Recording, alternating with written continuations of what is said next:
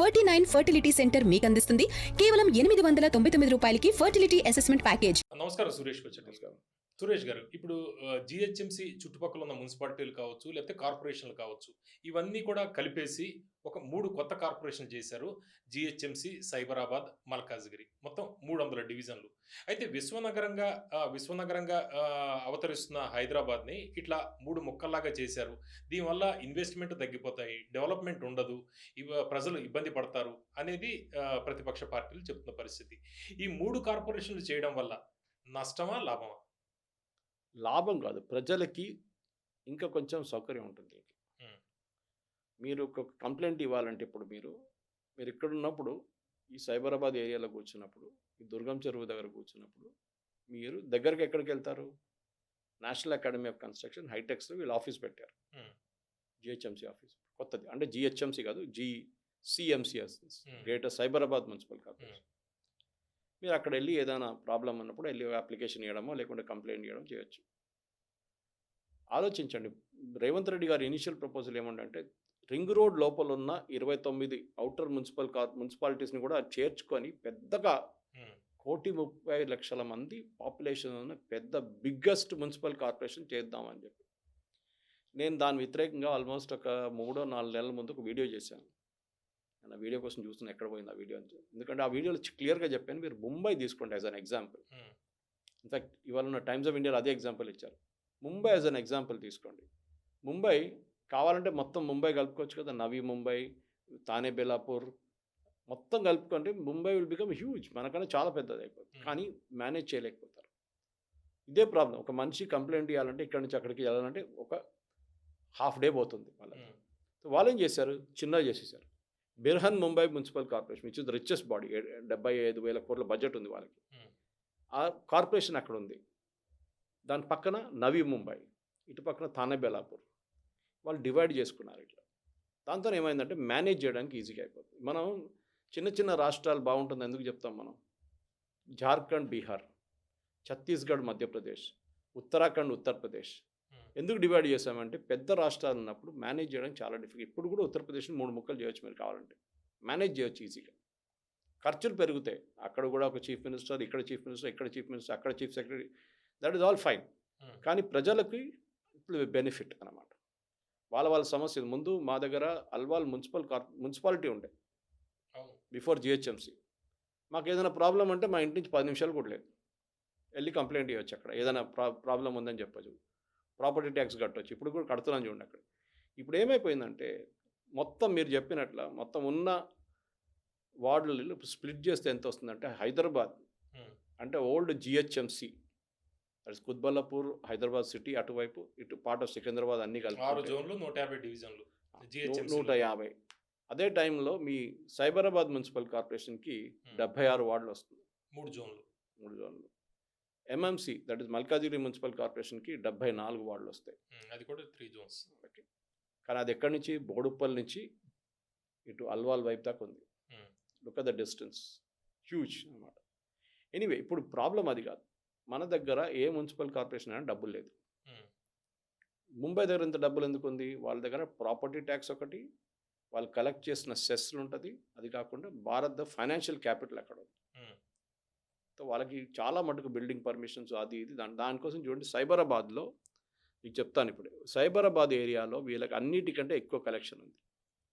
ఈ సంవత్సరం ఫిబ్రవరి దాకా, అంటే జనవరి ఎండింగ్ దాకా వీళ్ళు కలెక్ట్ చేసింది 800 కోట్లు ఓన్లీ సైబరాబాద్ ఏరియా. ఇప్పుడున్న ఇప్పుడు మీకు ఇచ్చిన 76, అంటే మొత్తం జిహెచ్ఎంసీని 76 తీసేస్తే ఆ రెవెన్యూ వచ్చింది 800 కోట్లు. ఎందుకంటే ఇక్కడ అన్ని ఐటీ కంపెనీస్, కన్స్ట్రక్షన్ నడుస్తుంది, పర్మిషన్లు ఉన్నాయి, దాని ట్యాక్స్లు అది ఇది అన్నీ ఉంటుంది. అదే టైంలో మీకు హైదరాబాద్ మున్సిపల్ కార్పొరేషన్ చూస్తే అంత 600 కోట్లు 700 కోట్లు ఉంది అంతే. ఎట్లా నడిపిస్తారు? మల్కాజిగిరి దానికన్నా తక్కువ, ఐ థింక్ 400-500 కోట్లు అంతే. You have to have revenue లేదు మన దగ్గర. ఎందుకంటే ప్రాపర్టీ ట్యాక్స్ ఎక్కువైతుంది చెప్పి పొలిటీషియన్స్ భయపడిపిస్తారు. అంటే ఇదే హైదరాబాద్లో ఒకటి సికింద్రాబాద్ లాంటి ఏరియాలో డెవలప్మెంట్ ఒకలాగా ఉంటుంది, ఇటు డెవలప్మెంట్ ఒకలాగా ఉంటుంది, బ్యాలెన్స్ తక్కువ. ఎందుకంటే మీరు ఇప్పుడు సైబరాబాద్ నుంచి డబ్బులు తీసుకెళ్ళి నేను సికింద్రాబాద్ ఖర్చు చేస్తా అంటే మీ వాళ్ళు అలౌ చేస్తారు, ఇక్కడ మున్సిపల్ కార్పొరేషన్ వాళ్ళు? దేనికి దానికి బాడీస్ వేరు కదా. అదే కదా. హైదరాబాద్లో ల్యాండ్ అమ్మి సిద్దిపేటలో మీరు కట్టుకున్నారు, అది ప్రాబ్లం లేదు కదా. ఉమ్.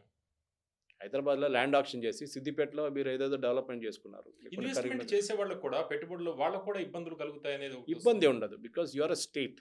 ఉమ్. Telangana state, Hyderabad capital. Right. Administration కోసం 3 జోన్లు ఉన్నాయి, 3 మున్సిపాలిటీ ఉన్నాయి, ఇట్ ఈస్ ఓకే. మున్సిపాలిటీస్తో డీల్ చేయరు ఎక్కువ, వాళ్ళు గవర్నమెంట్తో డీల్ చేస్తారు. ఎవరైనా ఇన్వెస్ట్మెంట్ పెట్టడానికి వచ్చినప్పుడు, పెట్టుబడి పెట్టడానికి వచ్చినప్పుడు ఇండస్ట్రీస్ డిపార్ట్మెంట్తో డీల్ చేస్తారు, ఐటీ ఇన్వెస్ట్మెంట్ సెల్తో డీల్ చేస్తారు. వాళ్ళు చూసుకుంటారు ఇంటర్నల్ లైసెన్సింగ్, ప్రాపర్టీ ట్యాక్స్, మిగతా అన్ని ట్యాక్స్లు వాళ్ళు చూసుకుంటారు. సింగిల్ విండో ఉంటుంది. సో ఈ పెట్టుబడి పట్టే వాళ్ళకి పెద్ద ప్రాబ్లం కాదు. ఇన్ఫాక్ట్ నేను చెప్తాను అది మంచిది యాక్చువల్లీ. బికాజ్ ఇటువైపు చూడండి, మీరు మల్కాజిగిరి మున్సిపల్ కార్పొరేషన్ తీసుకోండి, మీకు హైటెక్ సిటీలో ఉన్న అంత క్రౌడ్ కన్నా ఒక ఆల్మోస్ట్ హాఫ్ ద క్రౌడ్ ఇక్కడ ఉన్నారు. ఇక్కడ బయోటెక్ పార్క్ వైపు, అటు పోచారం వైపు మీకు సింగపూర్ టౌన్షిప్ కానీ మన ఇన్ఫోసిస్ వాళ్ళది ఉంది ఒకటి, మీరు చూస్తున్నారు అది. ఇటు మీరు చూడండి ఉప్పల్ వైపు మన పాత జీఈ వాళ్ళదంతా ఉంది అక్కడ.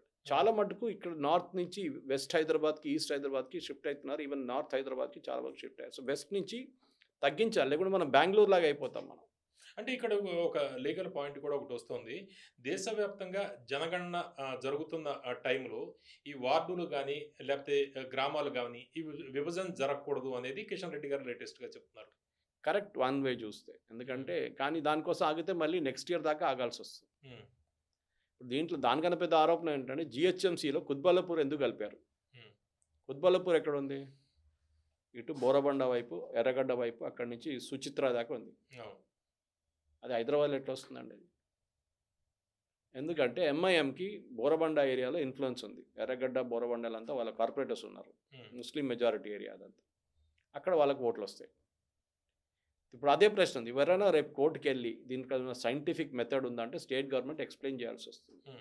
ప్రెరోగేటివ్ వాళ్ళది. కోర్టు అంటే ఉపాధి హామీ పథకం జీరామ్జీ ఏదైతే ఉందో 125 రోజులు, అది హైదరాబాద్కి దూరంగా ఉన్న వాళ్ళని ఇందులో కలిపేయడం వల్ల వాళ్ళకి ఇది వర్తించదు, ఇప్పుడు వాళ్ళు నష్టపోతారు అనేది కూడా ఒకటి వస్తుంది తెర మీదకి.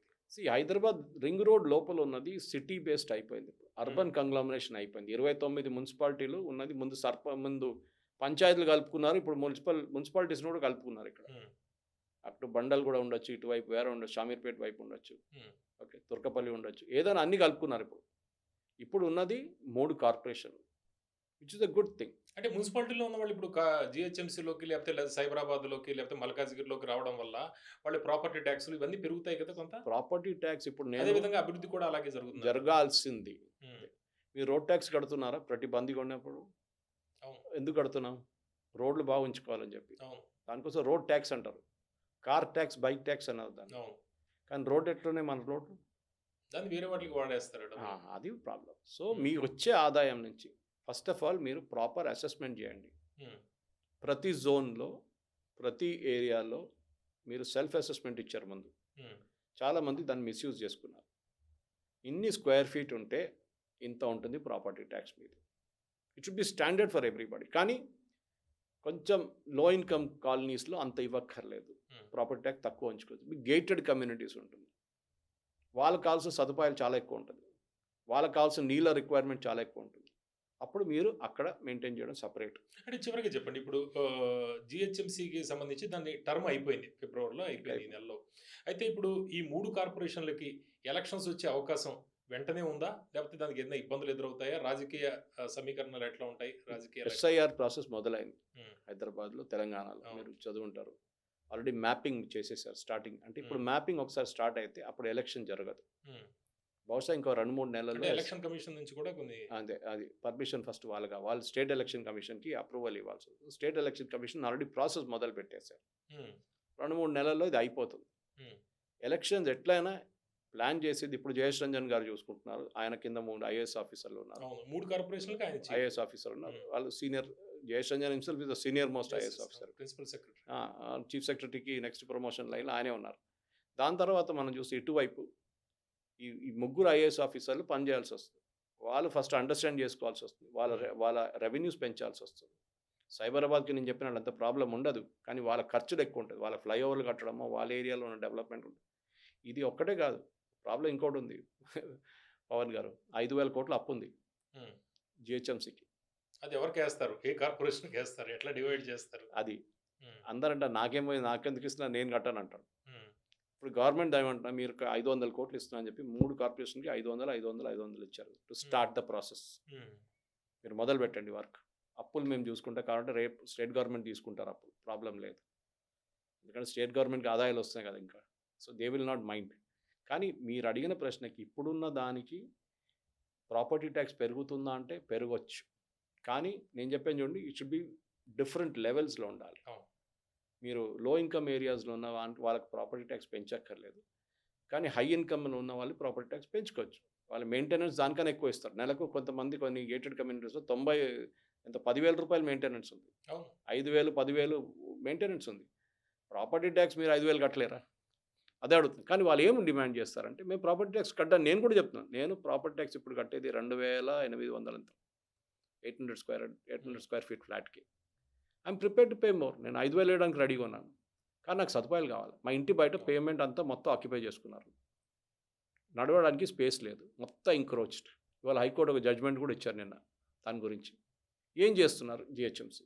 మా ఏరియాలో ఫాగింగ్ కాలేదు, లాస్ట్ 4 నెలల నుంచి ఫాగింగ్ జరగట్లేదు, స్ప్రేయింగ్ జరగట్లేదు, యాంటీ లార్వే స్ప్రేయింగ్ జరగట్లేదు.